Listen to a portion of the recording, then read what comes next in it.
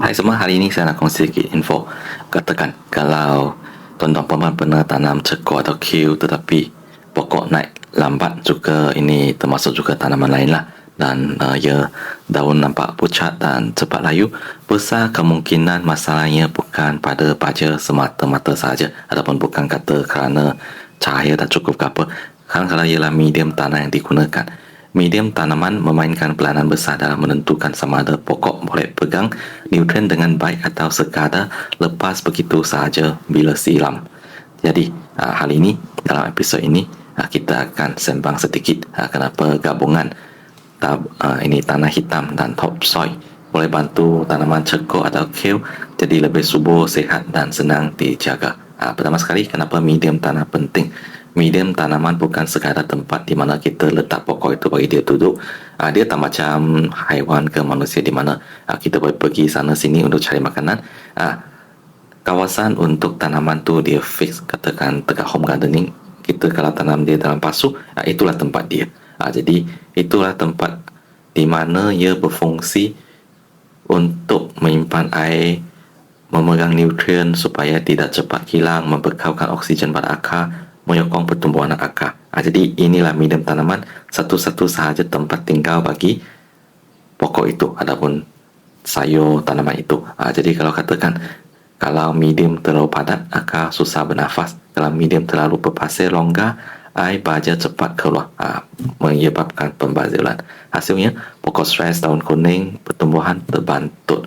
Jadi katakan tanah hitam biasa dia kaya dengan bahan organik. Kelebihannya lebih lembat, tak cepat kering, pegang nutrien dengan lebih baik, struktur lebih sesuai untuk akar halus ataupun katakan permulaan pokok anak benih semua tu, dan dia juga bantu aktiviti mikroorganism lagi baik dalam tanah.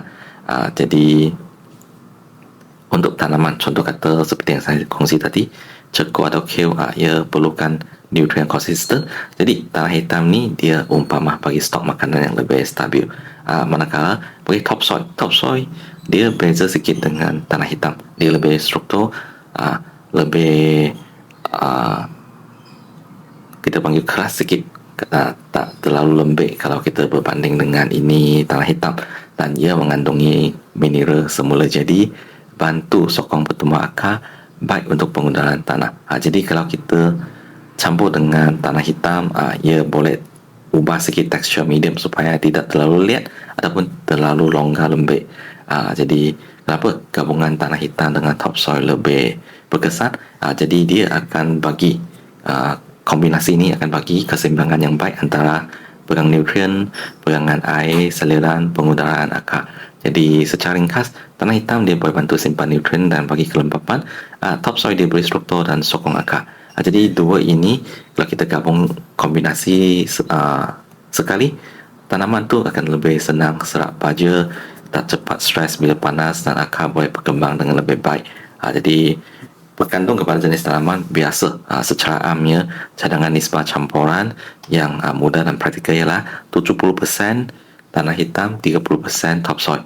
Kalau tanah terlalu padat, boleh tambah sedikit bahan penggebur seperti sekam, kokopit untuk bantu penggunaan.